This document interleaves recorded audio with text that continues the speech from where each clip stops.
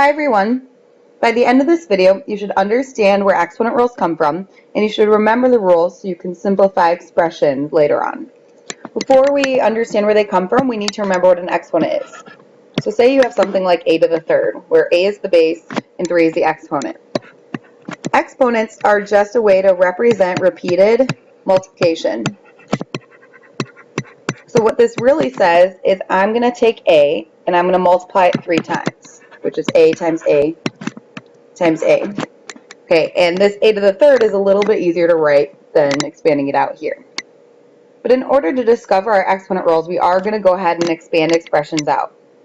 So our first case is if you have something like x squared times x to the third. You have the same base in 2 different exponents, and you're multiplying both of those together. Well, x squared is really just x times x. And you're going to multiply that by x to the third. So multiply that by 3x's. X to the third is just x times x times x. So this is my first expression, and this is my second. Okay, now I want to rewrite this using exponents so it's in a more condensed form. So how many x's do I have here? And the answer is you have 5. In order to discover the exponent rule, let's take a look at what our original exponents were and what our final exponent is. So we started off with a 2 and a 3, and we wound up with a 5. So how do I get from 2 and 3 to 5? Well, hopefully you're all thinking you just have to add them and you'll get 5. Okay, so the general rule is anytime you have the same base and you're multiplying 2 terms together, okay, but the key is they have to be the same base, all you have to do is add the exponents. So we'll rewrite this general rule as a to the m times a to the n is a to the m plus n. And this rule is called the product rule because you're getting a product by multiplying here. Okay, our next rule is a little bit different. So you have x squared raised to the third. So instead of multiplying 2 terms, you're multiplying 1 term a given amount of times. So this really says I'm multiplying 3x squareds. And this is going to require a little bit more expanding because we still have exponents. So what this is saying is you're multiplying 2x's, 2x's, 2x's 3 times. So it's really x times x times x times x times x times x. Okay, so we have our 3x squareds in here. Okay, so how many x's do I have now? And this time I have, let's see, 1, 2, 3, 4, 5, 6 x's. So if we look at our original exponents, I had a 2 and a 3. How does that get me to a 6? The answer is 2 times 3 is 6. So what you really did is you multiplied those exponents. So for any base a, if you have one exponent raised to another exponent, you're going to multiply those exponents, or a to the m times n this time, not plus m. And this we're going to call power to a power, because you have one exponent raised to another exponent. Another word for exponent is a power. So this is the power to another power rule. Okay, third situation, slightly different.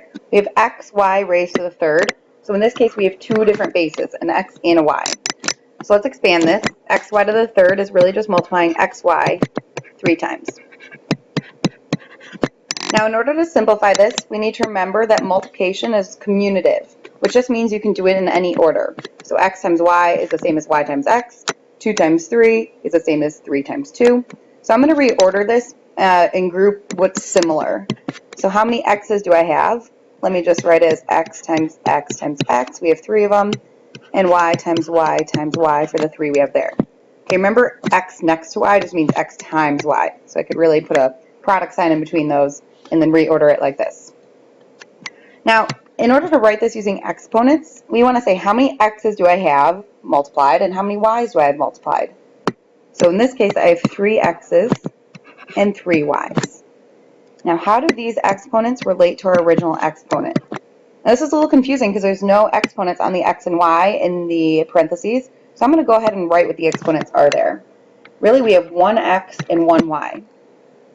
Okay, so now it's a little bit more difficult to see, but what you're really doing is distributing this exponent. Okay, it's 3 times 1, 3 times 1 gives you that 3 and 3. So we're going to say we're distributing here. Okay, so if I had a 2 here, you'd multiply 3 times 2. So the general rule is if you have multiple bases, a and b, with an exponent m, ab to the m is really just going to be expanded as a to the m and b to the m. You give that m to both the exponent on the a and the exponent on the b. And I just call this the expanded power rule. Or you can call it the distributed power rule, whatever you prefer. Okay, next situation is a little bit different because we have some division introduced here.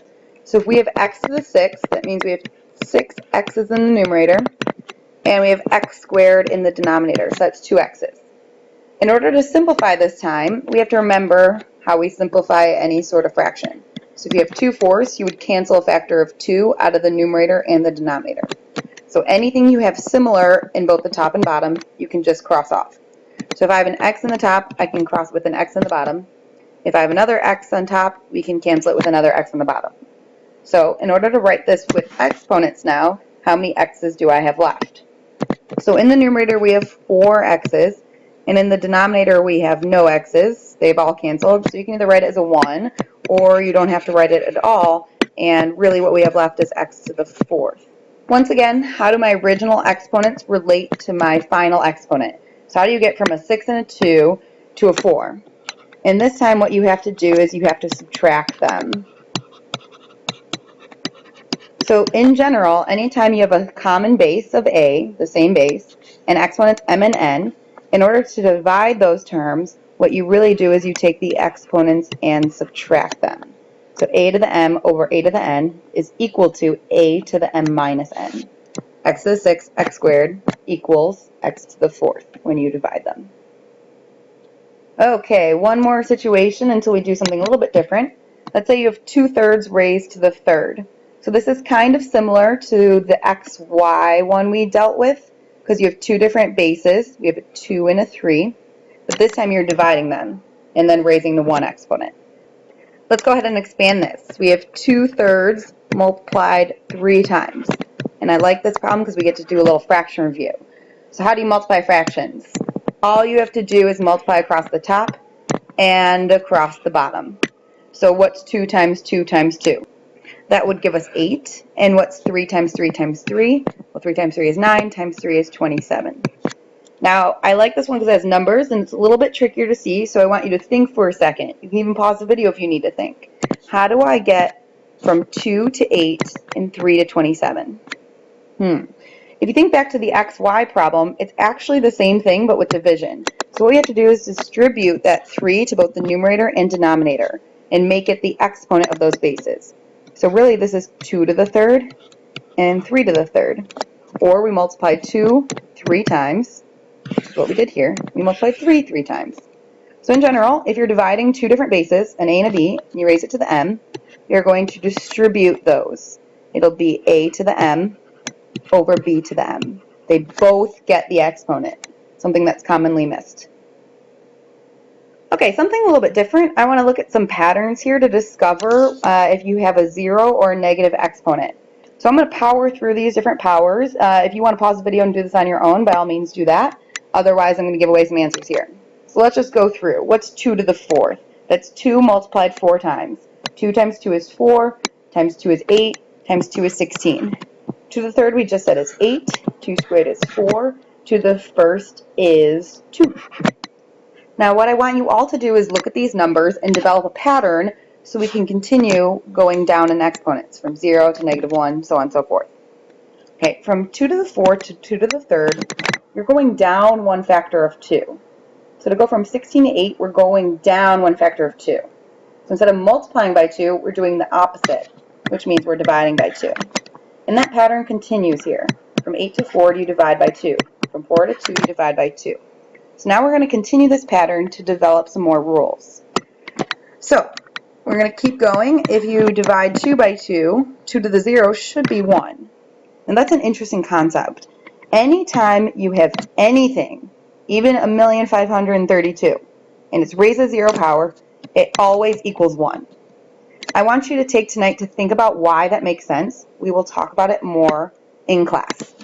Let's keep going with this pattern then. Okay, in order to get from 2 to the 0 to 1 less factor of 2, or -1, we're going to divide by 2. And that would give us 1/2. Keep going. Divide by 2, and that would give us 1/4. Divide by 2 again, that would give us 1/8. Divide by 2 again, that would give us 1/16. Divide by 2 again, you should see a pattern here. We're going to get 1/32. So I want you to compare, how does -1 compare to +1? How does -2 compare to +2? And you should be noticing that the denominators here match with what 2 to the third was, for example. 8 becomes the denominator. So anytime you have a negative exponent, the general rule is, and this is a very loose, not precise term, is it's going to flip. Okay, so a to the negative m will become 1 over a to the m. So just write out an example. If 2 to the third is 8, the negative exponent would bring that 8 to the denominator and become 1 over 8. Okay, or you can write that as 1 over 2 to the third, which is what the rule represents. Now I want to point out an example that works in the reverse way. Let's say you had a negative exponent in the denominator. So something like 1 over 2 to the negative third. Anytime you see a negative exponent, it's going to flip if it's in the numerator or denominator. So that would go to the numerator and become a positive exponent. So it'd be 2 to the positive third over 1, which would just be 8. Okay, I want you to really think about these patterns because I went through that really fast. And if you have any questions, please bring them to class. Okay, with that said, we've gone through all of the rules. So I want you to answer the questions and make sure you come to class with questions. I know I went through this quickly. It's slightly review, but that was a lot of information for a short amount of time. So great job, and I will see you later. Have a good night.